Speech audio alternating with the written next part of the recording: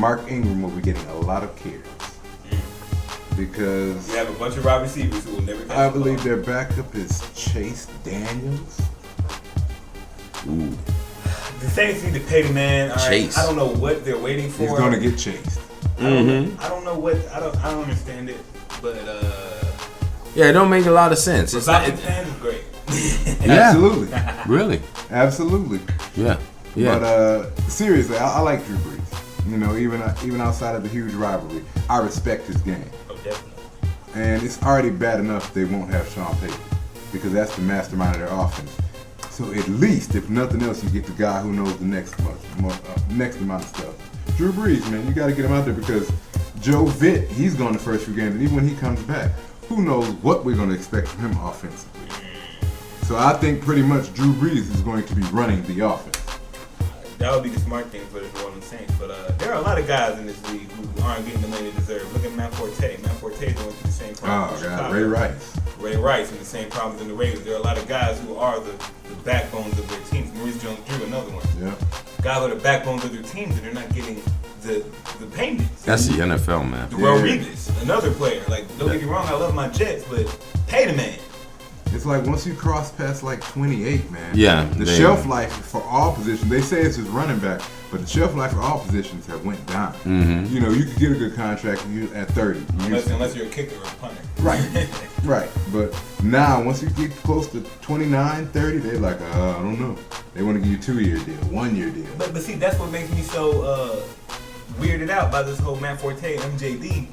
These guys are young. Yeah. These guys are in the prime. They're prime. They have their better years. They're ahead of them. Absolutely. And you're telling me you're not going to give them the money because you think it's too much? Mm-hmm. But see, that's the thing with running backs in the NFL nowadays. I feel that people think running backs are replaceable. Right. You can get cheaper and younger players. And there's so many guys that have come up over the years from nothing.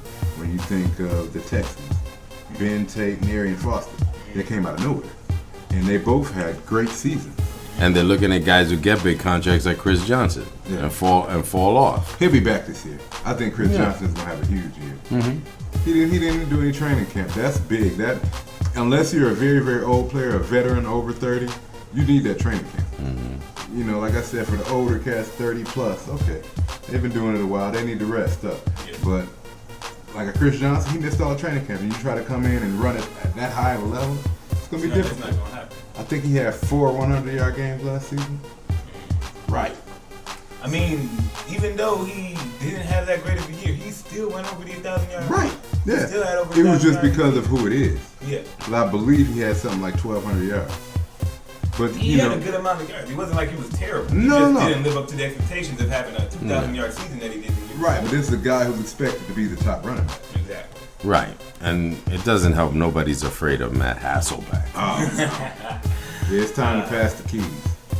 There are a lot of teams that have that situation where this year is gonna tell a lot about who they want to run their team for the foreseeable future. I think the most intriguing ones on my list are the Dolphins, Matt Moore and David Garrard, because they said, which we all knew, Tannehill, he's going to be third. Yeah. They said either way, he doesn't have it mentally.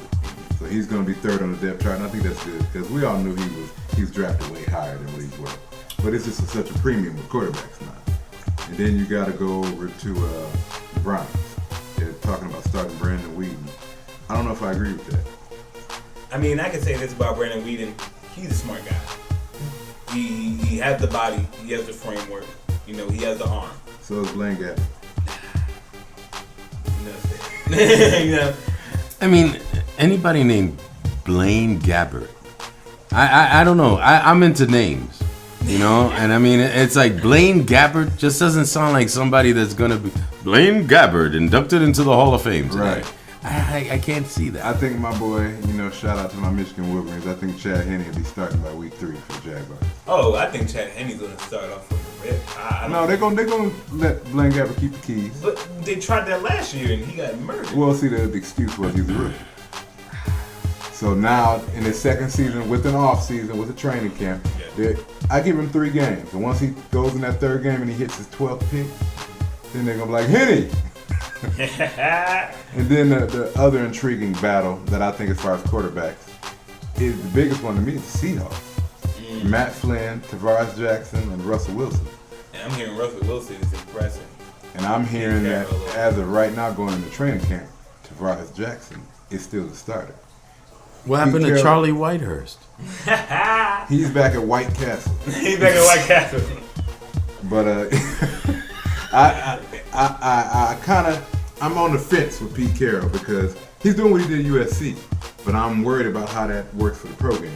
Because it's like you paid Flynn all this money, and I respect you for making him earn it, but at the same time, if I'm Tavares has been doing and saying all the right things. You know, I'm just happy for the opportunity. I feel comfortable in Seattle, blah, blah, blah.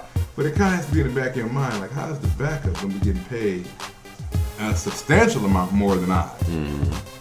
So, and if Tavares wins that job, man, what is that going to do to Matt Flynn's psyche? Yeah. I mean, I think Matt Flynn is overhyped. Absolutely. I think that Green Bay system was set up perfect for him. He had a team where he had 4 very good receivers. Absolutely. A very good offensive line, weapons all around him, except at running back. But he had weapons all around Right. him. He was basically stepping in the Aaron Rodgers' place. And I don't think that's that hard. Kind of like with Matt Castle when he took over for Tom Brady. Right. But I think Castle is way better than Matt Flynn. No doubt. Way better. Because he's going to have to step up this year as well. Or they're going to start asking for his head. Because Castle, he's had some decent seasons. He had some 4,000-yard seasons, but his durability and his consistency are key. Well, I think the Chiefs... He got booed yesterday, too. Okay. They were playing a softball game or something. Yeah, he sure did. And the Kansas City fans booed Castle. I mean, if you're a Kansas City Chiefs fan, it's tough seeing your team, going through the year they went 10-6, the year before last year. They got spanked in the playoffs. It wasn't even a good game. The Bills look a lot better than that. With Fitzpatrick and Vince Young. I'm reserving judgment for the Bills mainly because when Fitzpatrick got up, because remember when the Bills last year when they went 3-0, people were on their nuts like, this team's good, it's great, they're gonna make the playoffs and boop. And Ryan Fitzpatrick, he got paid and then he just died. But you got to think about the defensive pickups. Of course, Mario Williams, great pickup. And the other gentleman they picked up, defensive end, I can't think of his name right now. And then, like I said, you got Vince Young. He's always going to be a great backup. And then your running game, Spiller and Fred Jackson. But who's going to be on the other side of Steve Johnson? Wide receiver. Why'd you ask me that right now? Donald Jones. I'm saying it's just Jones. All I know is the Jets ain't gonna have no problem checking their wide receivers. Oh no! Okay, because y'all still got the best cornerback. So I mean, tandem to me. I'm not afraid of that offense at all. I mean, you can get to Ryan Fitzpatrick.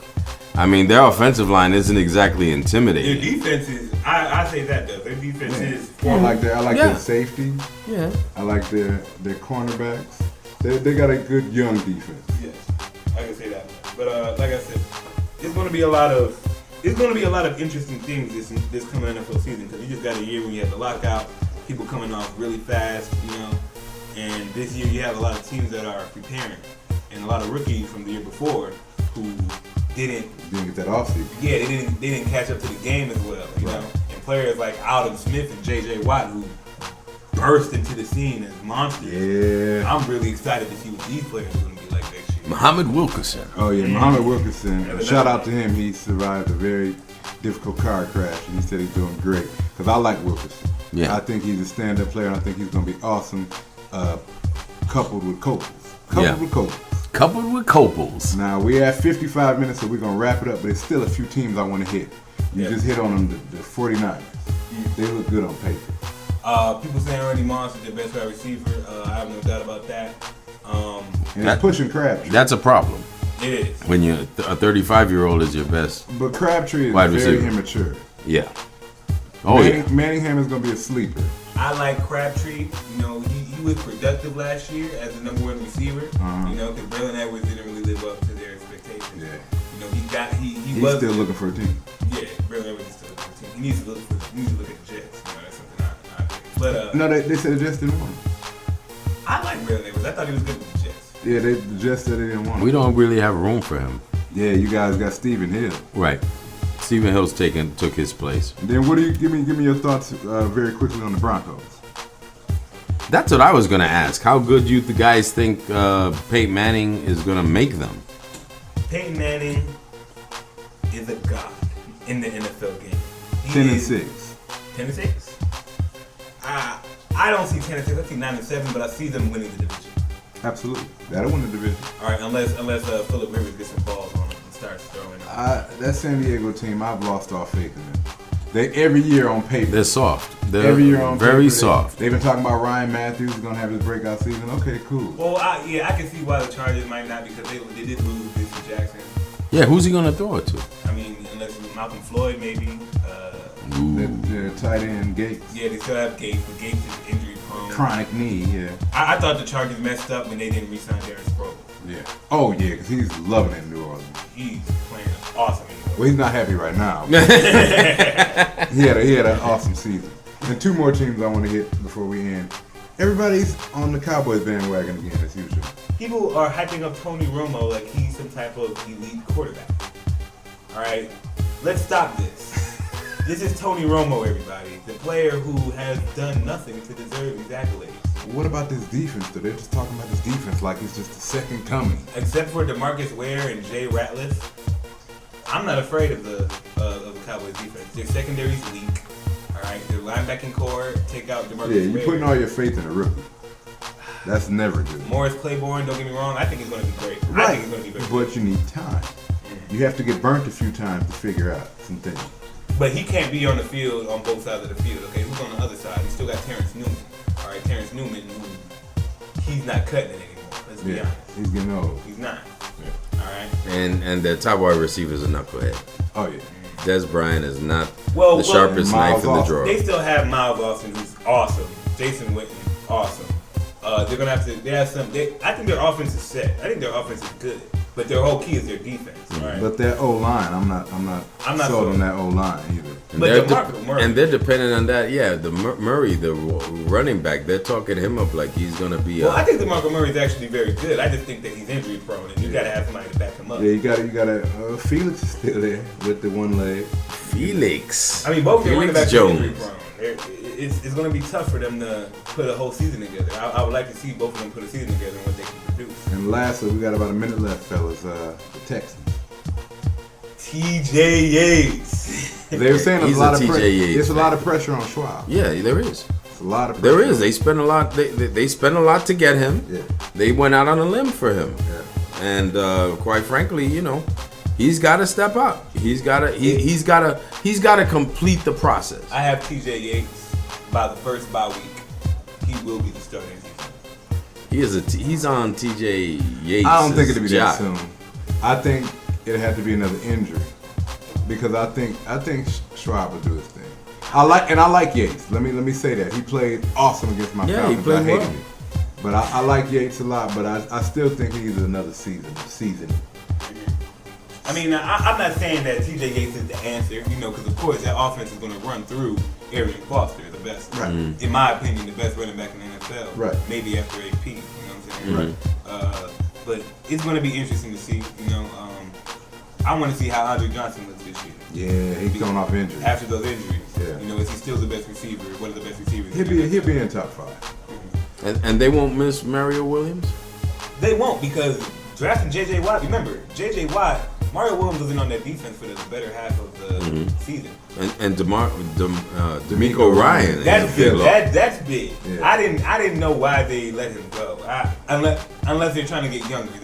Don't they have Brooks Reed? Yeah. And Brooks Reed was very good last year. Yeah, they're trying to get younger. So I think their defense is solid. I still think Houston's defense is going to be solid. Okay. All right, well, we're gonna wrap that up. That's the show. We just crossed into 60 minutes. Crossed over. But nonetheless, we had to get the information to you guys. Definitely. And give us your feedback. Let us know. Real Talk Sports, we like to talk about it. So if you have conflicting views, talk about it. Don't talk shit about the Browns because you're toast. Or is there something that we didn't touch on and you think we should give more love to? Like NASCAR? Don't talk about soccer. We're going to knock it down. Anything else except soccer you want us to talk about, let us know. Check us out, Facebook, YouTube, Twitter. I'm Scott Baker, Real Talk Sports. I'm Benny Fernandez, your local New York Jets, New York Knicks, and New York Knicks. entrepreneur and extraordinaire. That sounded good. I'm Lou. What Vinny just said. Real talk sports.